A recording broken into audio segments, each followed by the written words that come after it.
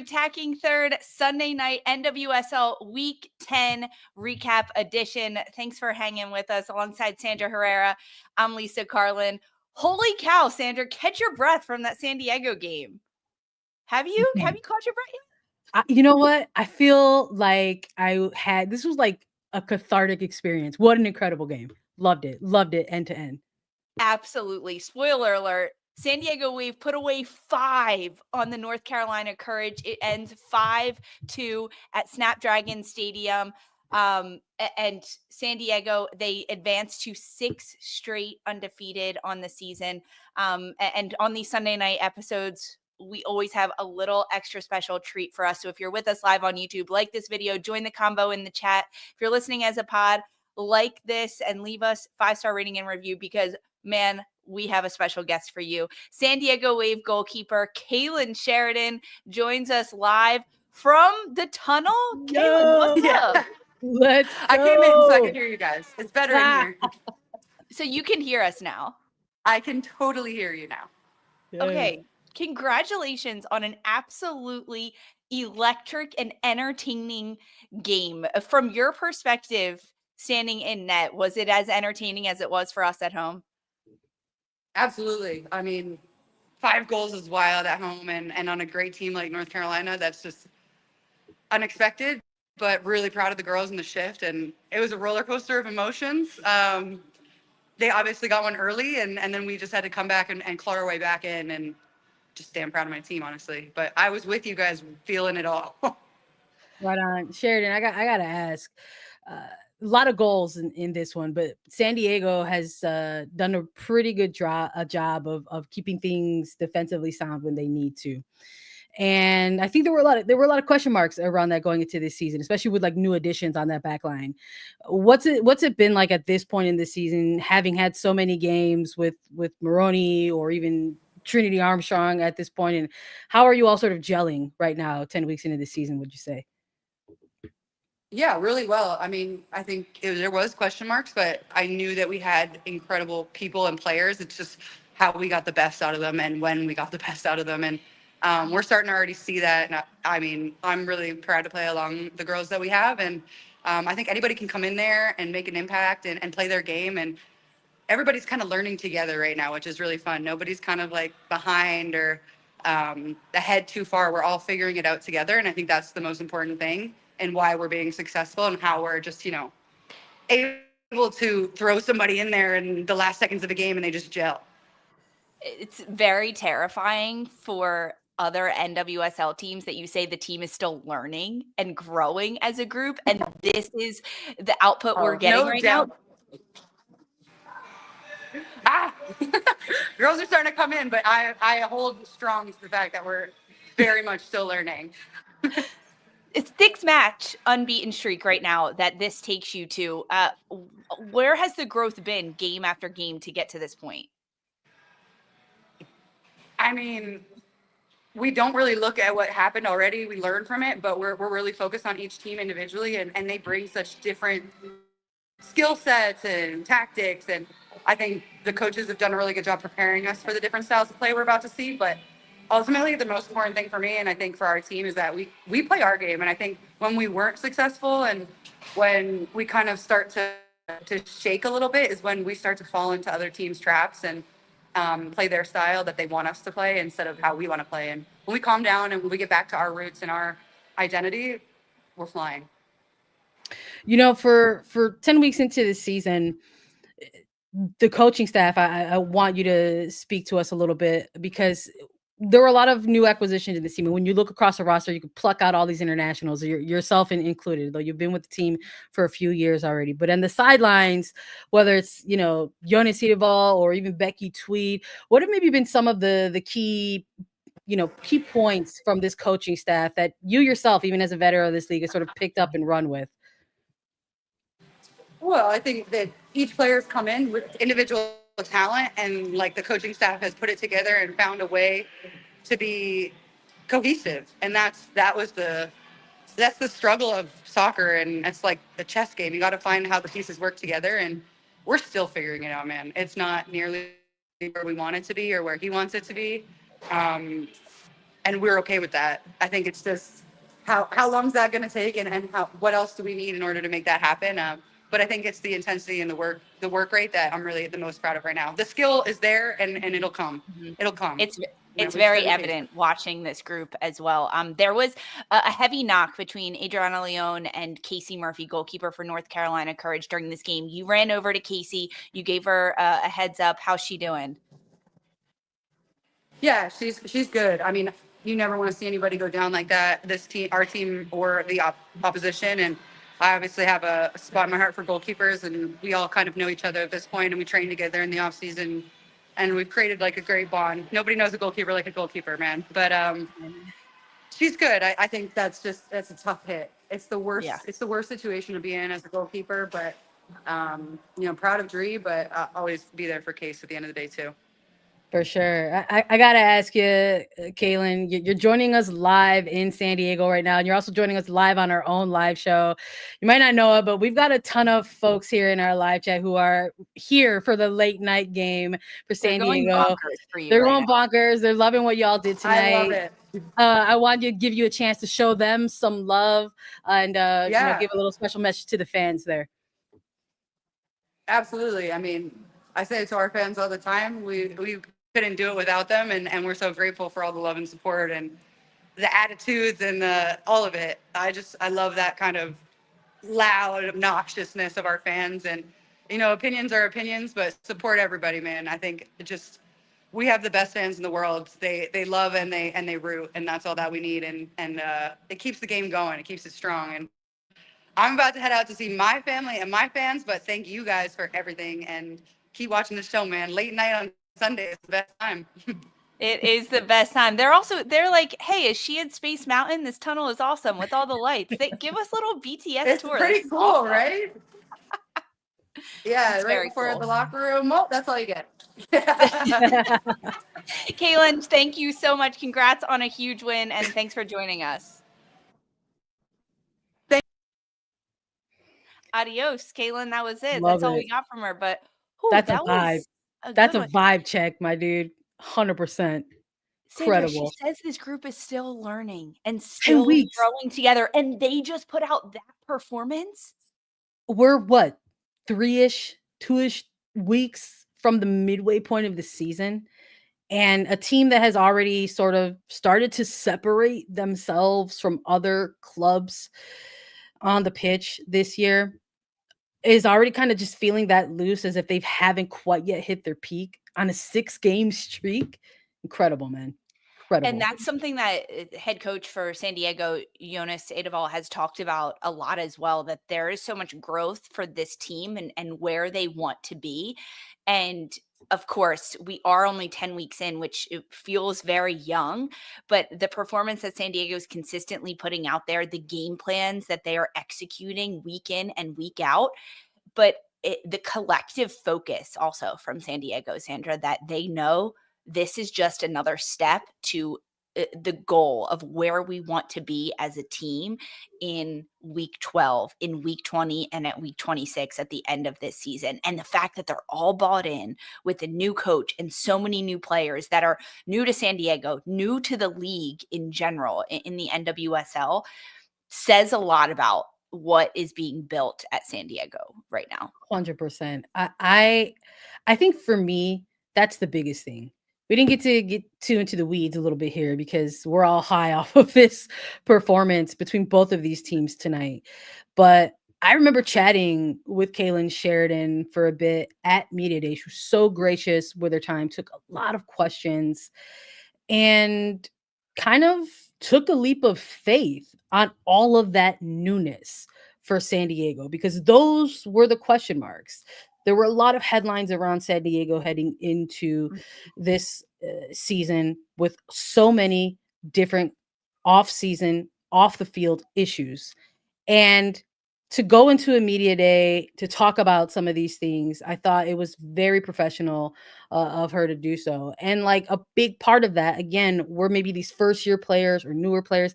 And we're not just talking like rookies. We're talking like veterans of the games. right? Dali coming into play, Cascarino, finally going to get a whole off season with this team and then go into a full season.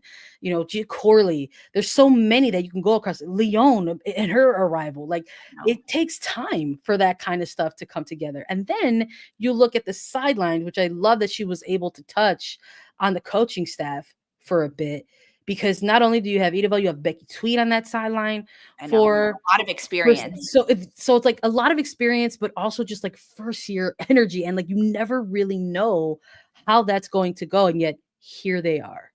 A couple of different records that San Diego was able to kind of check off during this game.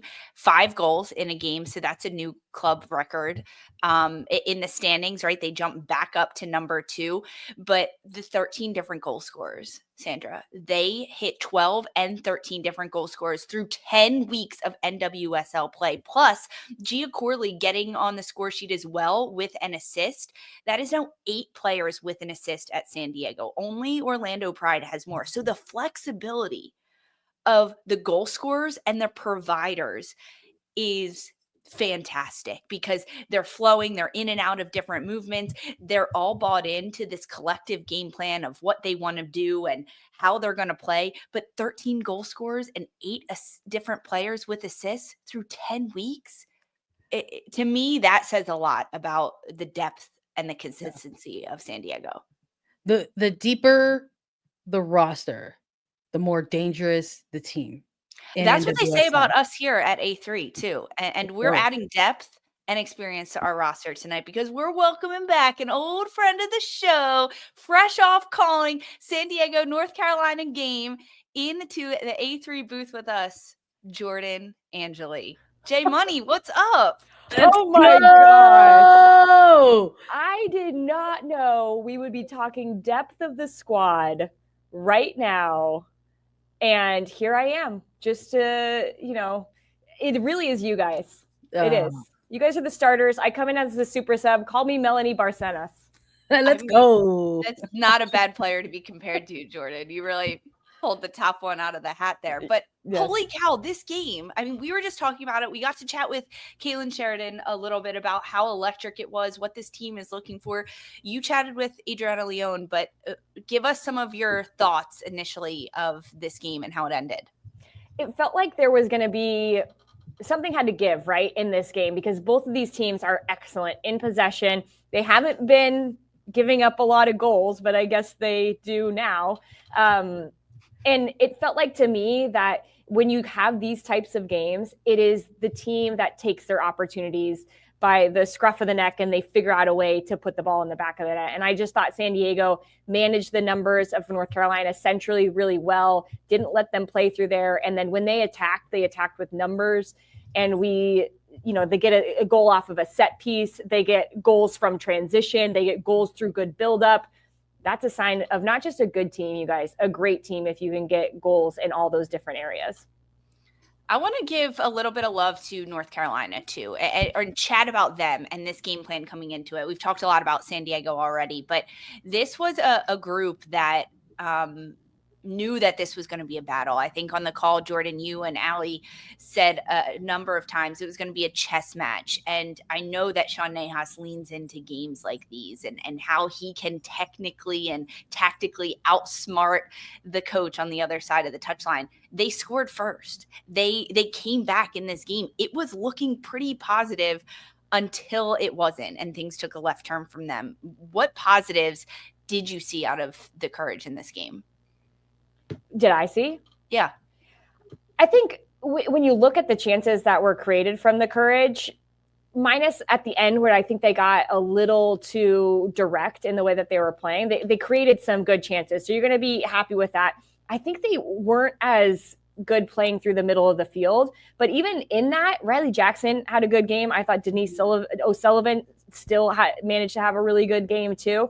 But it was the next line of attack, right? We didn't see Jaden Shaw on the ball as much. We didn't see Ashley Sanchez. I think when she left the game, she had 16 touches. So if Courage are going to be a team who keeps possession, this is one of the things Sean Nahas told us this week is they have to be a little bit better in those moments to manage the possession. And so I thought they were good in their opportunities in front of goal. There was just too few of them.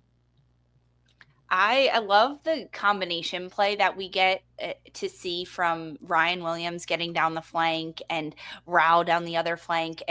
Ryan Williams, I feel like, has taken so many steps forward in her play this year because of the positioning she's allowed to get into. But when she tucks inside too, in those small, tight pockets, she's still so tidy on the ball. For an outside back, that's pretty impressive when you're in those little tight spaces. And Manaka, of course, getting a goal in this game. It's always fun to see her score, but it wouldn't be enough for North Carolina at the end of the day. They end up falling to a San Diego Wave side that was electric, nonstop, firing on all cylinders because they put away 5 on the Courage. Maroney with a goal, Adriana Leon with a brace, Kristen McNabb, center back with a goal, and Maria Sanchez in the waning minutes of stoppage time at the end of this game just decides to put another button on it and put it 5 away over North Carolina Courage. So that is now 6 straight undefeated for San Diego Wave, a record for them as well. And guys, this was just the first of so many exciting games that we got over this weekend. So we're going to take a break and then we're going to talk our biggest takeaways, everything that happened from this weekend. Don't go anywhere. We've got more coming up next.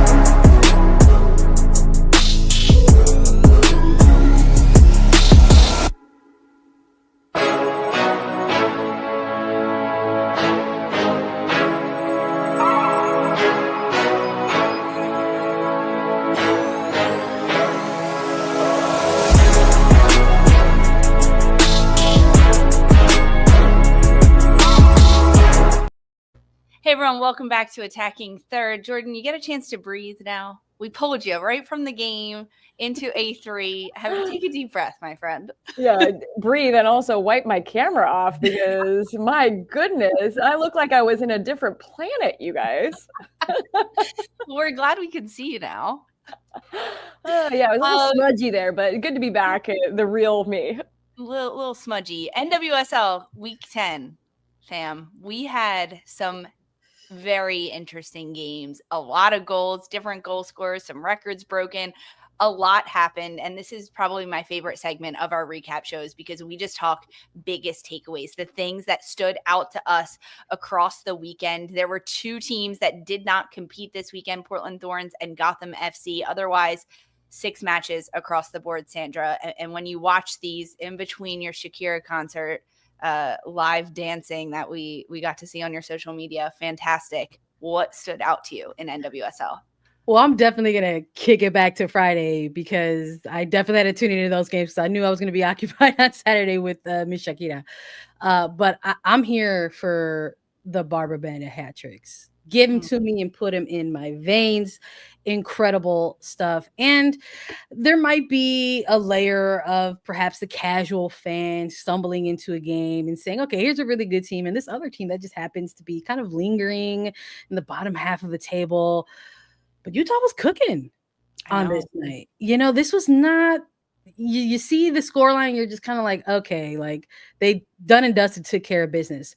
But this wasn't some easy walk in the park, which is also what makes Orlando still so impressive to me, even though maybe they're not considered that top team in the league this season. They are still very, very, very elite. And Barbra Banda getting on the board, not just once, not just twice, but 3 times, huge for this team. As Lisa, in the last few weeks or so, maybe even longer, we've been chatting a bit about how some of these games in Orlando or for Orlando are these kind of tough nail biters. And while that, on one hand, that can also serve as a compliment to this team and how they can make things difficult for other opponents and still squeak out these results or these wins. It is also very important that if you are going to consider yourself a dominating team, you do look at that other team across the way from you. And even though on paper you might be better than them, you still have to go out and show it, improve it. And I think they did it even when they got a pretty good game from Utah themselves. So my biggest take, Orlando still elite. Don't get it twisted. The goals can come, and we saw it from Barbra Banda. A 3-1 win for Orlando over Utah in this game, but so much of what we've seen this year is that when teams go up against Orlando, Kansas City, I think you could throw San Diego Wave now into that mix. Opponents are giving them their very best. They're changing their game plans. They're switching things up. And Utah did look good. They had really promising moments in this game. Jordan, you called this game? Yes? Yeah, you did. You one of my 3 games this weekend. Utah had good moments in their buildup, in when they switch the point of attack, when they can be dangerous. Brecken Mozingo got the lone goal for Utah. I think she had another one that got called back ultimately. Some promising moments for them, but they just have to be going up against one of the best teams in the league. Utah was on a little bit of a run, right? They got some confidence in that Washington game the week before, and then they come into this at home. And to me, it kind of stems on they get their Spanish midfield back, Tejada and Zornosa. This is the foundation of which Utah can now really build off of, because this is what they wanted it to be. This, when they were good last season, it was with those two at the base of their midfield, and it adds a different bit of flair to what they can do. It was defeating when that 3rd goal went in, and you could just see it was a different Utah team before that goal went in and after.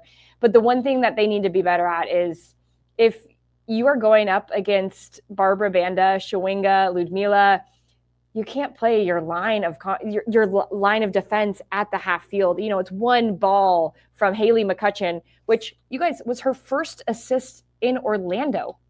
Whoa. Were you shocked by that, as I am? Her first. Yes. Yeah, it was wild. But you can't not have pressure on the ball and keep a high line with Banda in behind. She'll punish you. And unfortunately, Utah has to learn that lesson the hard way with Banda's first ever hat trick. But the thing that impresses me the most about this Banda hat trick, she did it in 28 games. She beat the Orlando goal scoring in 28 games. Alex Morgan did it in 69 games. Wow. That's how proficient Barbra Banda has been. Wow, that's a crazy stat. And not just Barbra Banda's first hat trick, but NWSL 2025 first hat trick and Orlando Pride. Yeah. First hat trick ever. Jackie, the former PR person there, she tweeted out, she was like, finally, it happened. Yeah, so Orlando, they get the job done. 3 points. They stay at the top. One thing that I kept writing down in my notes this weekend watching all these games was there's something so beautiful about a counter press that works, that is patient, and it works. As a player, I loved pressing and counter pressing and running and forcing them into different pockets. And maybe they beat one line, but can you drop and do it again? And we're seeing a craft being built in the NWSL right now about being patient with a high line of defense, organized counter press, organized off ball play, so that as soon as you lose the ball, you're in a good structure to win it back. In the Washington game, it happened. I mean, this game between San Diego and North Carolina was almost a masterclass in it at times, because on both sides, North Carolina to start this game, they were so patient, allowing San Diego to have it with Kailen Sheridan coming out of goal and slotting in as one of those 4-back players and just waiting, not biting, not being kind of caught into the trigger that San Diego was looking to pull them in, and then forcing a long ball that didn't get connected. Now, as the game went on, right, San Diego really broke that. But when it happens and it's picked off, I mean, then San Diego did it and they scored a goal on it. It's so beautiful. We're seeing so much more sophistication in the way teams are defending and how they're doing it against opposition. Is that would you say that is that not just your biggest take of this weekend, but maybe that might be the biggest takeaway of this season, because we're seeing more of it? Yeah, that's a good way to put it, Sandra. Yeah, I think so. And we're 10 weeks in, so you're my math wizard here, bud. What is this, like 2/6 of the season through? How far are we through the season? 2/6. We're definitely 2/6 away. We're definitely 2/6 away from the midway point of the season for sure. Oh, that was amazing. We're gonna let that slide, Lisa, because it's late. It is late, and I just called 7 goals, so I think I have the most energy here. But I think what you're saying is spot on. Like, the takeaway of the season is the tactical sophistication of teams, whether it's counter press, whether it's switching formations. We've seen Washington in a 3-4-3. We've seen them in a 5-back. We've seen them in with 2 in the midfield and 5 on their front line. Like, I think every team is understanding, like, they can manipulate their players and their starting positions to get the most out of the team that they have available, right? And that is, I think, credit to the coaches in this league, but also credit to the longevity of this league and players wanting to play here and giving these players chances. So I think you're spot on there, Lisa. I think even Chicago played in a 3-back this weekend. Yeah. Gotta try something. I would not have guessed that 3 weeks ago, right? But you got to try something. And I think having so many other teams adjusting and adapting and not knowing, is Seattle going to come out in a 3-back, in a 5-back, in a 4-back? It forces you as a team to look in and say, okay, how can we tinker? What else can we do with this side? All right, Jordan, did you have any big takeaways from all these games? Yeah, I do have a big takeaway. I'm at the studio, so there's people popping in. Hi, no, you're all right.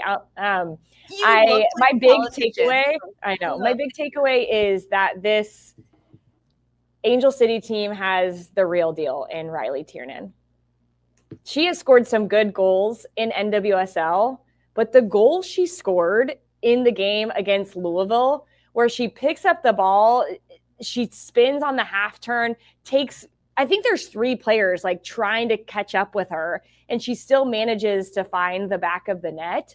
She has provided a focal point. She knows what her job is, which is to score goals. And she's at 6 already, you guys. The season record for Angel City is 7. And she's 7. at 6. And she's at 6.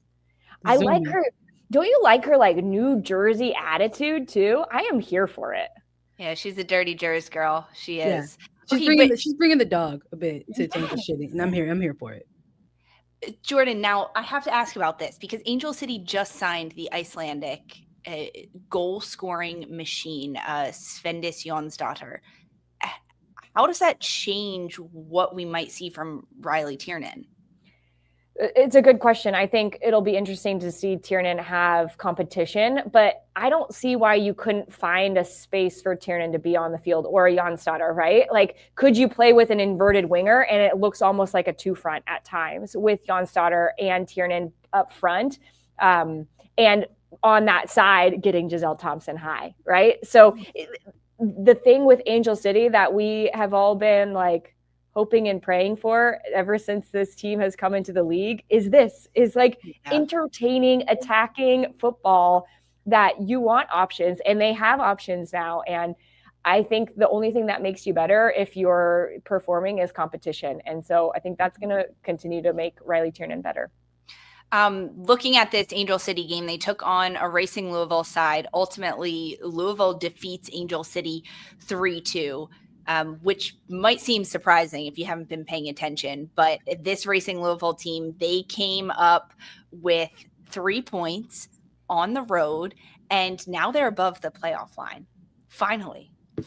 But in this game, what is the evolution that you saw, Jordan, from Racing Louisville, that maybe this shouldn't have been a surprising result for them?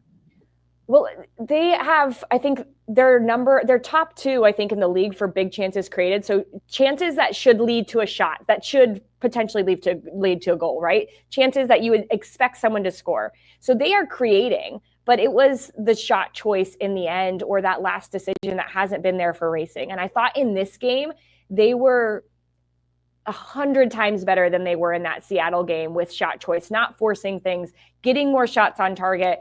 And I think they've kind of been waiting for that shoe to drop, because this is a team that has been creating. But when you're so high pressing, aggressive, tenacious defensively, it's hard to be a little bit calm in front of the goal. And I feel like they found that balance in this game in particular. And then they were up a goal, down a player, and did what they did best, defend. And that's how they got 3 points.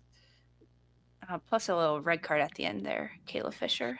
What are we calling we need a word, like a slogan. Like what kind of game do you have if you rack up an assist and get a red card? Like, I know it's like a Gordy hat trick. Right. But like we need a player that, I feel like it could be Jordan Angeli. I do that a lot. So. Gone fishing for Kayla Fisher. I don't know. Okay. So in the future, if an NWSL player records an assist and gets a red card in the same game, they've gone fishing. Jordan, that was an Angeli specialty? Yeah, no, I only got one red card in NWSL. It was for mistaken identity, so that's a lie. So it wasn't even you that did the foul. It was Tori Huster, so I'm going to take it up with the PA. Alrighty, heard it here first. Clearly, you haven't been ruminating on that one for 10 years? Dang. Thanks, Lisa. Your math is off. Go to break. Let's get 2 sixes in here quick. We're going to break. My math is off. I need to go check on that. Don't go anywhere, guys. We're hitting our A3 weekly best 11, what you've all been waiting for. Stick with us.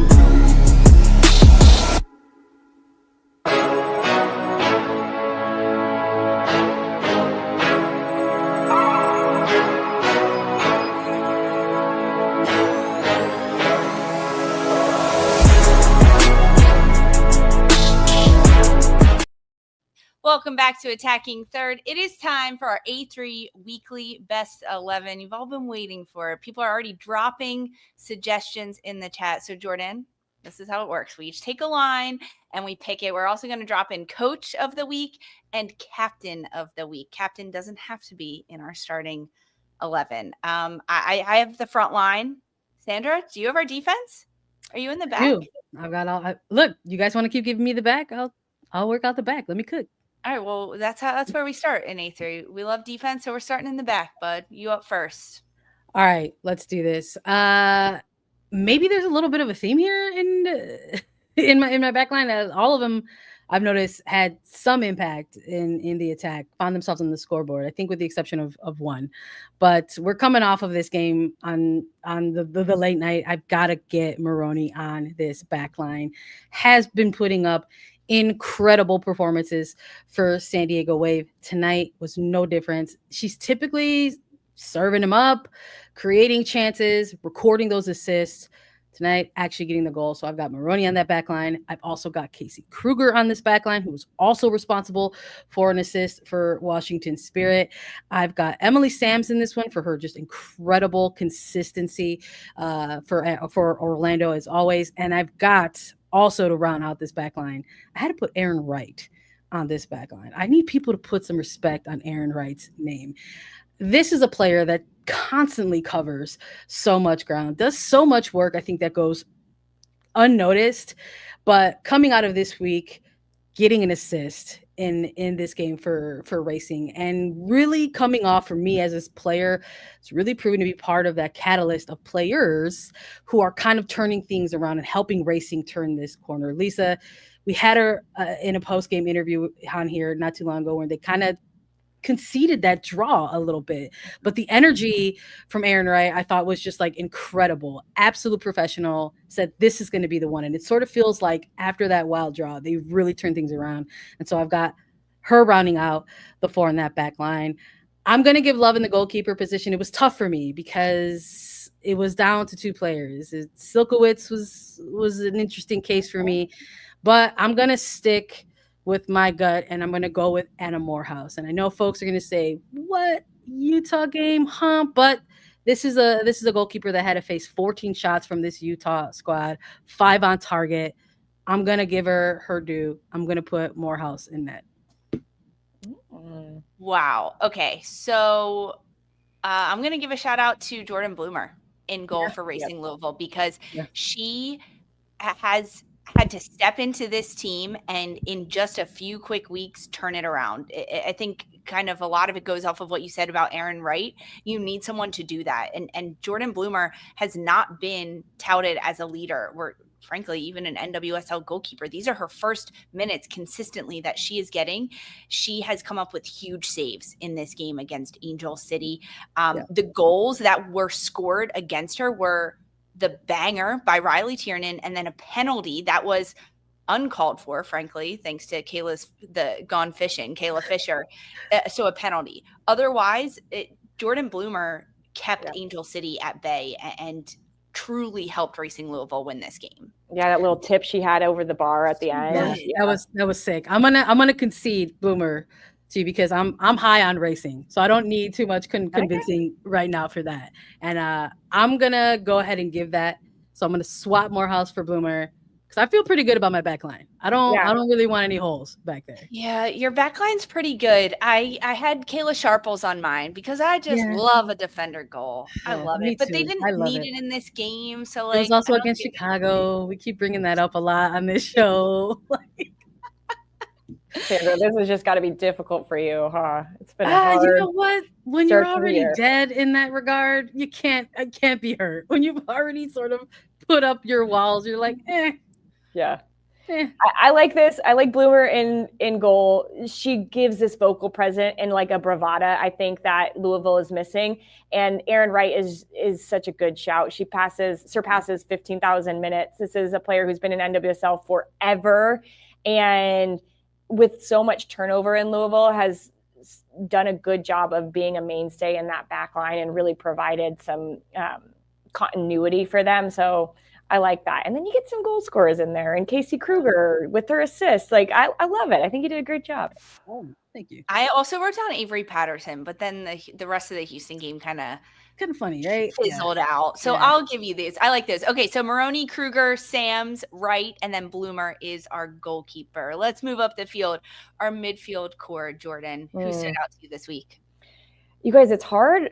It's hard not to put Kenza Dolly on your midfield group every single week. Every week. So good. Every week. And she was consistent. Let me read you some of the stats that just came from that game. 5 final third entries, 91 touches on the ball. 91 touches. When Sanchez left the game with 20, 30 minutes left, she had 16. Ashley Sanchez. Kenza Dolly finished the game with 91 touches. And she also won 6 duels. So I don't think she was as she did the simple things, I think, for the San Diego team and let the players in front of her just do the work, right? Stir the pot, go at players, do all those things. And so I really like Kenza Dolly. That's number one. It would be hard not to put Croy Bethune in this. Mm-hmm. She gets a goal, you guys. You know where my heart is. I'm with those players coming back from injuries who make a statement, and it does feel like Washington Spirit are a different beast with Croy Bethune on the field, how she can stretch lines, she can create, she can play in the pocket. So I'm going with Dali, Bethune, and then I got to do Taylor Foote. I just think that this win for Louisville is the call for them having more players in this starting 11. And 3 already. I know. So but I thought Flint was good. She gets the penalty. She provides a number of interceptions for them. Her aerial presence, that first time it doesn't get an assist on it, but the first time pass she plays to Fisher for the DeMello goal, like in that transition moment, that is massive, and it was the game changer for them. So that's what I'm going with. As I'm watching these games, I always write down names and then I have to like scratch them out based on like whatever happens in the game. Denise O'Sullivan, I wrote her down, and at halftime I was still like, yeah. And as the game went on, I was like, no, it ran away from them. Ran away from North Carolina. Yep. Gia Corley for me is also but it's like one of those things where you're just like, you don't want the team of the week, at least for us in A3, like we never wanted to get to like team specific. So it's almost like if we really wanted to go there, it's almost like we could probably have a flurry of Wave players across this 11. So I do wonder if like there's room for Corley in this midfield. I mean, is there also room for maybe like another Spirit midfielder? I have to give some time here to Rebecca Bernal. I think this player has been phenomenal for the Spirit. And at this point in the season, 10 weeks in, we're talking across lines. And I love that during stretches of this game against Seattle, you saw like this is a first-year player to NWSL. There were moments there where we saw her collecting Miura and saying like, we got this, like, don't worry about it, let's go, let's keep doing what we're doing. And I loved to see that kind of leadership from the Mexican international, but I don't know, it's tough because who would you take out? Because it's like, what am I going to do? Take out Dali, who's also doing equally incredible stuff. So it's like, it's another one of those weeks where it's just like, I'm not mad at it. We're not mad at anyone's picks here. Haley McCutcheon was on mine too for that assist. And I just like to have a defensive midi in there. But I like this group that you put in here. So we're gonna stick with it, Jordan. Yeah, you're gonna stick with your group. You like it? You really like it? So Dali, welcome back, Jordan. Yeah, so good to be back. Dali, Flint, and Croy Bethune. Croy Bethune, first goal. Yeah, coming back from that ACL, and she looks good, guys. Meniscus. Good. Oh, meniscus. Sorry. I'm sorry. Well, I just don't want to put that out there, you know? Yeah, not here. All right, forward line. Let's talk about it, guys, because good luck, Lisa, because that was a wild weekend. Wild weekend. Some of them were easy for me. Barbra Banda, first hat trick in a 3-1 win over Utah, and she gets her first goal in the 6th minute, and then her next 2 goals come in the 37th and the 38th minutes, 1 minute and 37 seconds apart. That is the 4th fastest in NWSL history for Barbra Banda. Orlando's first hat trick of 2025. It jumped her to the top of the Golden Boot race with 7 goals. So Esther is 7, but behind on assists. And the way that Banda scored these 3 goals were essentially in 3 different phases of plays: a cross and a finish that she got on the end of, defensive pressure that she picked off and then put away, and then a breakaway, ball in over the top and getting in behind. So Barbra Banda, Bia at Kansas City, a goal and an assist. Her goal was so composed, quick on her little touch, quick feet, a great shot. And the assist to Temwa Shawinga was even more beautiful than the goal that Bia scored, because it was so cheeky. Just a little scoop pass, the perfect amount of weight on it, perfect amount of pace and delivery, spins around from the defender. Beautiful. And my last one is going to the Canadian international out of San Diego Wave, Adriana Leon. A brace for her. Her first brace. What was it, Jordan? Since 2017? Yes. Impossible. Did you get to hear her interview afterwards? I said, I didn't. What'd she you say? remember when your last brace was? She's like, I don't even know. Did it even happen before? And I was like, it was back with the Boston Breakers in 2017. And she's like, oh, geez. That's hilarious. Yeah, so she's obviously on my front line. Any objections, my friends? Again, it's tough because we know, look, we've been doing team of the week. We introduced it this year. I love to brag. I'm braggadocious about this. We were the ones bringing it. We're the ones doing it. I'm not seeing it out there in other outlets. And every week we're naming names, but it's so funny because it's we know what we're waiting for when these late night recaps come. Yeah. And at one point you'll have someone on there and you're like, you have a performance like Adriana Leon, and you're like, well, never mind. I got to add her in. I had Hatch on here. I had Hatch Friday. on mine too. Yeah, dude, right? Mind melt. So it's I had Hatch on here from Friday, and then it's oh, sorry, girlie, I gotta go. I gotta go with Leon. It's tough. Someone's got to go, and it wasn't going to be Banda, and it wasn't going to be Bia for me. No. And that was adios, Ashley Hatch. Sorry about that one. Yeah. For sure. Okay, no so we're complaint. no complaints. Like okay, we're sticking with Banda, Bia, and Leon. Coach of the week. Did anyone stand out to either of you that it really executed? Can I go first, Sandra? Please do. I'm going to say someone that actually didn't win, but I have been thoroughly impressed with Sam Lady.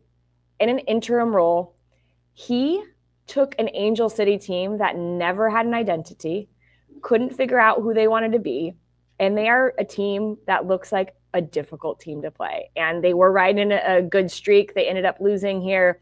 But I just want to give flowers to Sam Lady. Even if we don't choose him, I want to give him his flowers because I think it was a difficult go in Houston for him. Now he gets a shot again as an interim and will continue as an assistant coach in Angel City. But just very impressed of how he's handled himself, how he's brought his personality and belief in this group, and they're playing like it. So that's my vote for Coach of the Week. I think that's super fair. He is someone that we've been honored to have on as coach and Coach of the Week. I think it was early. I think maybe 4 weeks in, 5 weeks in, because there were just some very special things that we saw in front of us. I mean, that's a tough task to get so many young players or first-year players on board with things, and he's definitely done that. And I think it feels right that you went first, because I'm going the other way and with Bev Yanez and saying, again, someone that we've had on as coach for Team of the Week, and I want to give that. She was our coach last week, or maybe 2 weeks ago. Hey, let's get it. I love a streak. We love streaks on here. We love records. Let's keep it going. I love what we're seeing out of racing right now, and at this point of the season in particular, because no, you can't completely lose a season in maybe your first quarter of the season. But if it's tough, you can make things tough for you down the stretch of the season. And sometimes it's hard to get over whatever block that is, whether it's the tactics or formations or mental blocks or trying to get over the hump of injuries that you are carrying from an off season into the regular season. And for right now, at least in this moment, racing are doing the thing.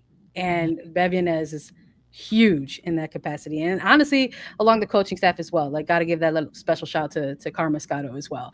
They're definitely putting some things together, and I think that she should get Coach of the Week again this week. But there's a lot of good performances out there. I won't be surprised if you have a different one altogether. I have a different one, guys. I have a different one. I am gonna go with Jonas Eidevall because to put up a performance that San Diego just did against a North Carolina team that has conceded, what is it, 1 goal in the last 3 matches coming into this, and on the same weekend that his former team won Champions League, that has to hurt. That has to sting a little bit, right? You're proud, but you're also like, damn, I left that club and they just won Champions League. I think that mentally to come into this game against North Carolina Courage that is so possession based and doesn't concede a lot of goals and can implement style of play and impose that upon you, and to completely shut that down and put away 5 goals, I'm going to go with Eidevall. Yeah, I concede. You know what? I don't say 2 losses for Angel City kind of gets. Yeah, I know. I just had to give Sam a shout because I'm not on here all the time. I had to like use my moment to give him some love. I love that Jordan gave the shout. I know Bev has been on before. I don't think has Jonas been on our. You know what? That's good. Yeah. That'll be it for me. That'll be the tip. That'll be the tip for me. We'll give it to Jonas this week. Congrats, Jonas. You are our coach of the week. So now we get to do captain of the week. This can be anyone. I'm going to go first with mine.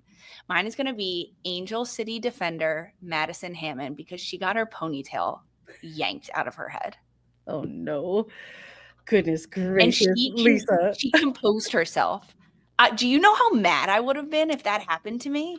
I often say that when that happens on the pitch, the victim of it deserves a shot. Like they just deserve a shot. Yes. Like at that point, like a cardless shot, like the hockey rule, where it's just like let them police the game themselves. And that it has to be that very specific moment, though. And Madison Hammond didn't get it. She didn't get it, so she's my honorary captain. Goodness gracious, Lisa! What a reason! What. Reason.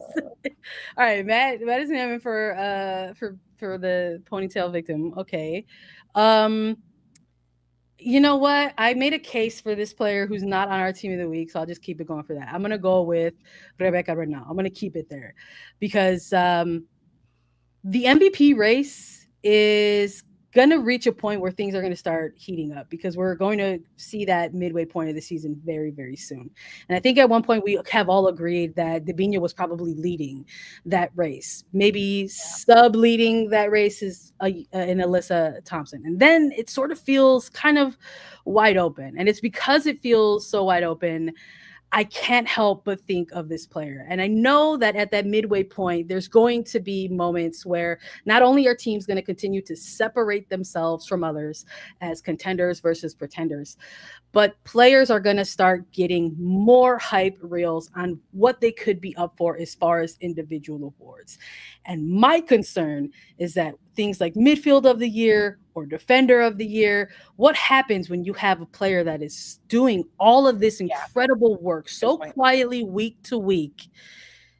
Does she end up getting punished because she is such a versatile player? Not on my watch, baby. I love me the Bernal breaks. Every time she hits him against the opposition, I am here for it. Rebecca Bernal, my captain of the week. I think she's doing incredible things. Do not sleep on her. And if you can't figure out where to put her in contention for midfielder of the year or potential defender of the year, then you better include her in maybe some of that MVP chatter.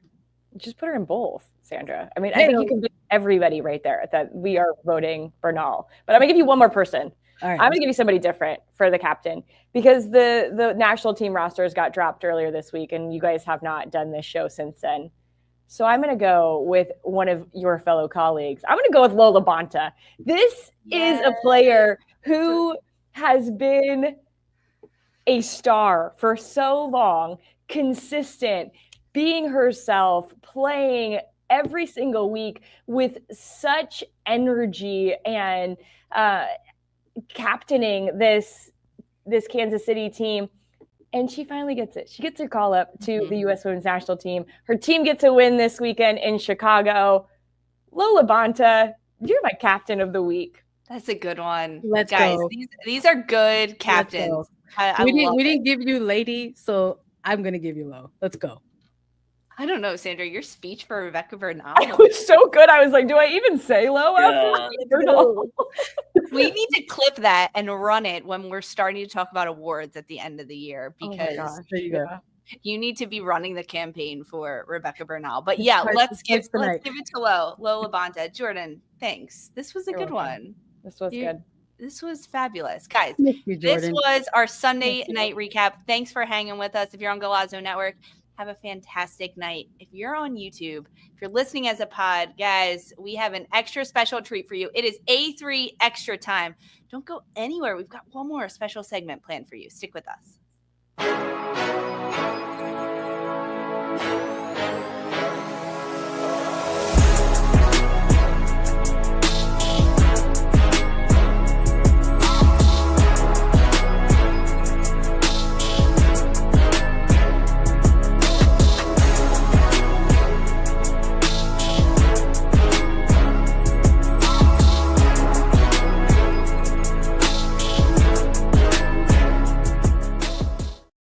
Hey everyone, welcome back to A3ET. It is extra time because you all deserve it. So thanks for hanging with us on YouTube and listening as a pod, because we got a first ever continental winner in Gotham FC this weekend in the CONCACAF W Champions Cup final. It was Gotham FC taking on Tigres from Liga MX Femenil, the first ever inaugural tournament. And it was full of great saves, exciting attack, a lot that went into it. We also got to see a semifinal game, Portland taking on Club America. That one ultimately ended, though, with Portland Thorns taking the 3-0 win. But Gotham, it was just a 1-goal win thanks to Esther Gonzalez over Tigres. This was really fun. Gotham was so hype after this game to lift this trophy, as they should be, because they've punched their ticket now to the FIFA Champions Cup next January, and also the Club World Cup to premiere in 2028. But we got to see, Sandra, a good Liga MX side in Tigres give their best against a Gotham team, but also ultimately the NWSL side reigned supreme at the end of it. Yeah, I'm here for it. I love to talk about Liga MX Femenil, and I feel a great sense of pride to have seen the run that Tigres went on during this inaugural competition. But I think there was something underneath all of that where we knew, just maybe with Gotham being more informed, they were likely going to maybe take this inaugural cup. I think there was a little bit of a layer of scares just because of the performance that the Tigres had in the semifinal. So many of these question marks around players who were injured now finding themselves available, and really the sort of just hunger that they were going to go into this final with. There was a lot of question marks around their team, not just with injuries, but what are they going to look like in the future? I mean, Ovalle has been a player at this point in her career who has had swirls upon swirls of rumors of movement. You know, when and where and how will she depart Tigres? And in the lead up to this final, taking photos with all of these titles that she's won with Tigres, folks like to try to read in between lines that maybe aren't there. Like, is this going to be something where they just gave it their all to just sort of have one more run with kind of these core of players? You know, even Steph Mayor, like, what's going to happen with her? Her wife is already retired, and Bianca Sierra, like, is she going to step away as they could, you know, continue to raise their family? Like, what is Tigres going to look like in the future? So when you have a team that's going in there with gunning for everything, you're like, that's a dangerous team.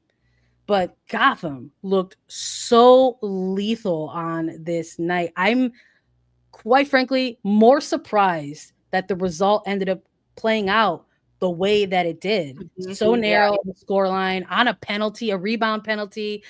Wild teams, only in CONCACAF. Congratulations to Gotham. Only in CONCACAF is pretty much the best way to put that. You're exactly right, though, Sandra, about this Tigre side, because they are coming off of essentially a historically bad season for them because they got bounced in the quarterfinals. They finished 5th in Clausura.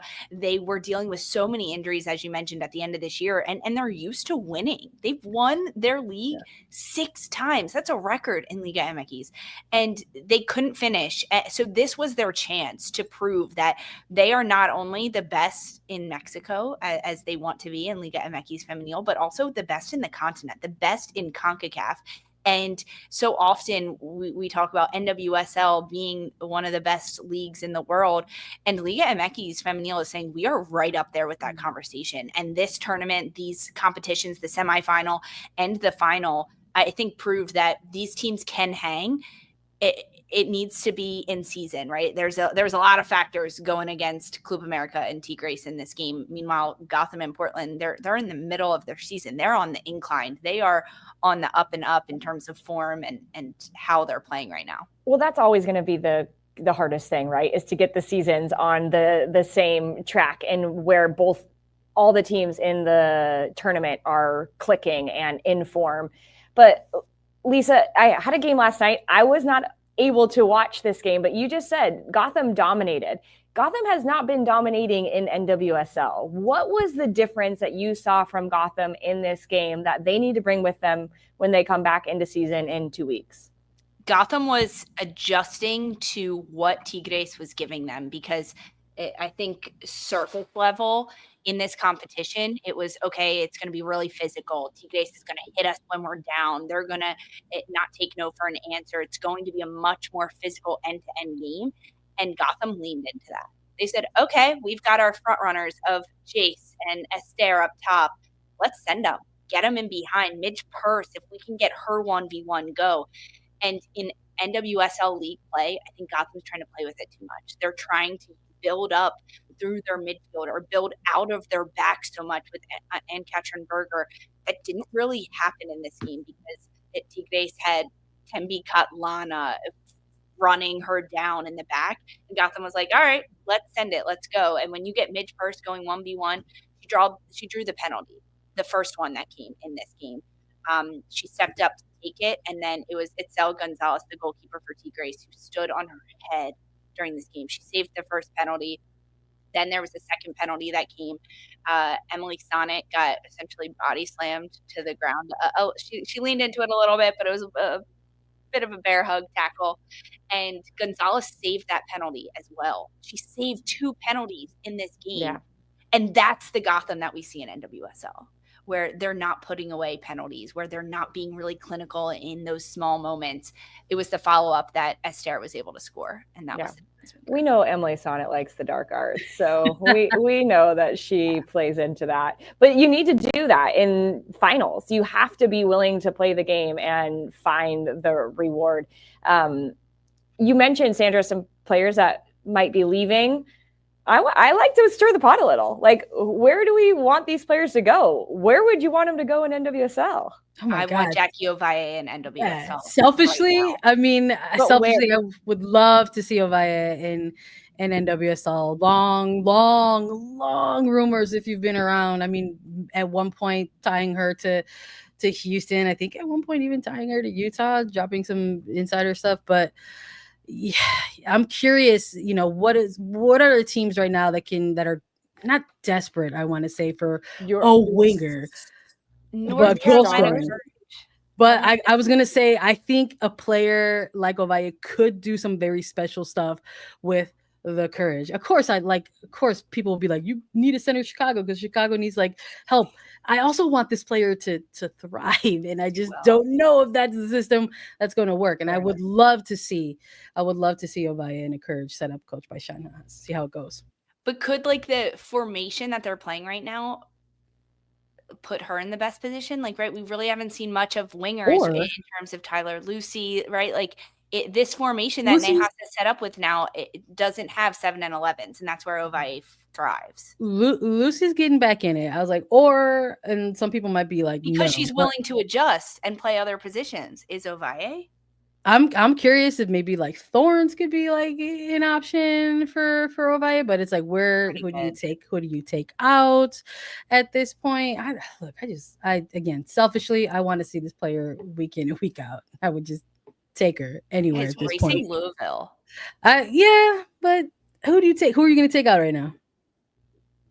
I don't know. That's a tough one too, right? NWSL. I just want her in NWSL. Good question. I'm glad I asked it. Yep. It is a good question. Yeah, I hope that's the next step for Jackie Ovalle and what's to come, because we need a little more from her. She's so fun to watch on the ball. She's so good in tight spaces. The way that her and Hermoso play off each other, it's really fun. So if you put Ovalle, I'm just looking at North Carolina because we mentioned them next to Sanchez and Shaw and Manaka. It is going to bring out something different in Ovalle that we have seen moments of with the Mexican international team, with Tigres, but she also has to shoulder a lot of the pressure on these teams that she's on. If she goes where there's some other big superstars, it takes a little pressure off you. You can play a little more free, a little more relaxed. And I would love to see that from Ovalle. There's two teams coming in 2026, I heard. So I don't know. I mean, there's two other options there. I heard Boston and Denver might be getting teams. So we'll see. I've heard that too. Yeah. Yeah, we'll see. Stay tuned, I guess. Stay tuned. We'll let you know. A lot of questions about what this means for Gotham. It's a trophy, a huge trophy. We will be asking McCall Zerboni if she's getting one, because I'm curious. It is maybe a little bit of extra money for this club as well. It is a win for them in a tournament to claim their stake as the best team in CONCACAF in North America, but also it qualifies them for the FIFA Women's Champions Cup. That is the inaugural tournament happening in January of next year. It'll be the club champions from all 6 confederations. So that is Arsenal as well that competed. It is Auckland United. I believe they won Oceanic. The Asian Cup also played this weekend. I don't know. I'll let you guys know later. This is all just coming off my head. I'm trying my best here. But it also qualifies Gotham for the 2028 FIFA Women's Club World Cup that is to come. So big things down the line if you're a Gotham fan. Congrats to Gotham and Esther and their 1-0 win as the inaugural champions of the W Champions Cup. Sandra, Jordan, that's it. That's the end of our A3 extra time. Jordy, thanks for hanging with us. Did you have fun? Oh my gosh, I missed this. I missed you guys so much. That was fun. I hope you don't miss sleep, because we don't get it here. No, we can sleep in, right? Exactly. Best way, sort of. Sandra, you good? Let's wrap it up, but it's late for us on this side. I know. The people are like, no mailbag? What's happening? Guys, tune in this week. We've got Attacking Third Monday with Darian. It's our Low show, but we're going to talk about Low tomorrow, Monday, 4:30 p.m. live on YouTube. Tune into that. And then Tuesdays and Thursdays, 11 a.m. on YouTube. And of course, you can listen to us anywhere you get your pods. Tell a friend to tell a friend. And thanks for hanging with us. For Mark, Sandra, Jordan, I'm Lisa. This was Attacking